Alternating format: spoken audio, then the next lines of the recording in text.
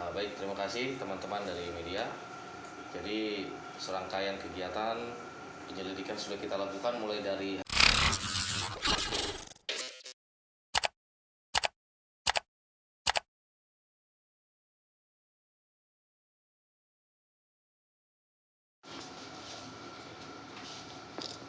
Ke sini.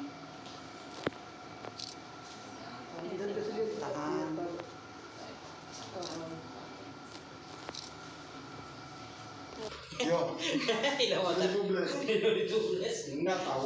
dari dalam om, karena dia dari Pasal itu kalau kalian curi. hilang ada.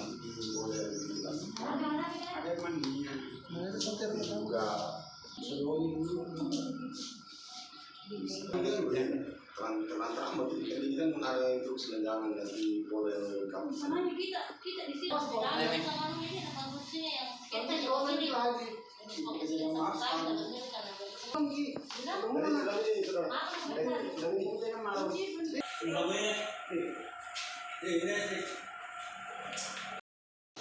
pembakaran ini.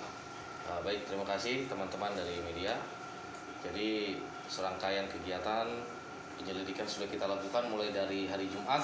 Pertama kali ini TKP ini ditemukan, sudah didapatkan juga hasilnya dari laboratorium forensik menyebabkan bahwa benar terjadi pembakaran secara sengaja atau arson. Bahan yang digunakan itu sejenis bensin untuk pemicu, kemudian yang jadi mediumnya itu semacam karpet plastik dan dus. Itulah penyebab pemicu dan penyebab kebakarannya. Kemudian dari kedokteran Dokpol atau kedokteran kesehatan Dokpol Polri menyebutkan bahwa hasilnya memang benar korban ini adalah korban dari penganiayaan berat yang menyebabkan kematian, didukung dengan luka tusuknya di lengan kanan, kemudian hantaman benda tumpul yang sangat keras di bagian kepala yang juga kuat penyebab utama kematiannya korban. Kemudian korban itu dibakar setelah sebelumnya memang sudah menjadi mayat lebih dari 24 jam. Untuk identitas korban sini apakah sudah ditahu? Ya, baik. Dari hasil tadi ditambah dari petunjuk dari K9 yang menunjukkan bahwa memang benar dari TKP tersebut korban dibakar. Diduga kuat setelah dibakar para pelaku tersebut berjalan dulu ke arah Bone. Di situ ada warung-warung yang memang biasanya digunakan untuk para supir untuk istirahat. Kemudian di sana diduga kuat mereka membersihkan diri di kamar mandi yang ada di warung tersebut, membersihkan jejak. Kemudian beberapa waktu sudah aman, mungkin mereka kembali lagi ke arah Makassar. Jadi hasil lacakan dari anjing pelacak kita apresiasi juga.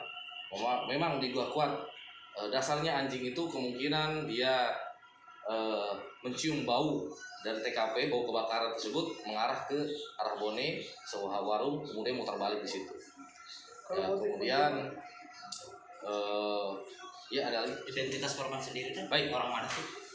Baik, setelah kita rilis beberapa sketsa yang sudah kita koordinasikan dengan Inavis, kemudian kita koordinasi dengan semua teman-teman jajaran yang ada di Polda Sulawesi Selatan sampai ke polsek-polsek sampai ke babin-babin Kamtibmas. Hari Minggu sudah banyak beberapa orang yang merasa keluarga korban datang ke Polres. Kemudian dari beberapa korban ini ada hari Senin seorang ibu dan keluarganya dari warga dari Kabupaten Goa, tepatnya Suku Minasa, Kecamatan Suku Minasa, datang ke Polres. Yang bersangkutan si ibu ini melaporkan bahwa anaknya hilang sudah kurang lebih beberapa hari, antara 5 sampai 6 hari yang lalu dia meninggalkan rumah. Kemudian dijelaskan juga dari si ibu itu bahwa dia dijemput oleh 2 orang temannya. Pertama dijemput naik motor oleh kedua temannya. Kemudian setelah beberapa hari kemudian, tepatnya 1-2 hari sebelum kejadian ini, kurang lebih 2 hari sebelum kejadian penemuan ini, penemuan mayat, ada WA atau SMS dari si korban ini ke ibunya atau ke keluarganya yang dibilangnya suatu petunjuk untuk kita telusuri. Nah, kemudian ditunjukkan juga fotonya, kan sudah ada hasil dari Bidokes, hasil otopsinya sudah ada, visumnya sudah ada. Ada salah satu ciri, ada gigi kiri atasnya yang berlubang. Ini yang satu identik.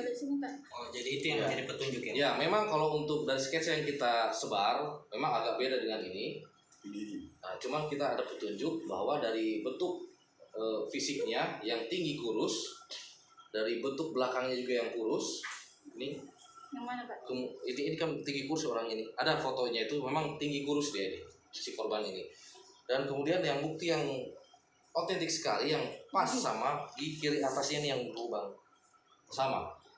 Nah, memang ketika kita cek sidik jari korban itu memang tidak ada terdeteksi di Dukcapil. Kemungkinan karena rusak, karena tidak utuh lagi.